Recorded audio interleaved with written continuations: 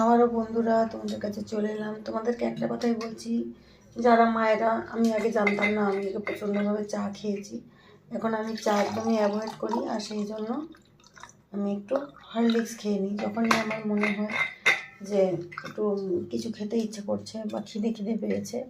তো বাচ্চা নিয়ে সবসময় তো খাবার করা সম্ভব হয় না, সেই জন্য আমি হরলিক্স রাখি, একটু হরলিক্স খেয়ে নিই। কী করবো বলো, একার সংসারে অর্ধেক টাইম খাওয়াই জোটে না।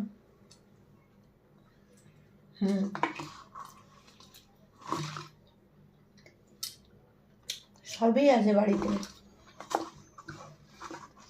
একার জন্য বাচ্চা নিয়ে পেরে ওঠা যায় না।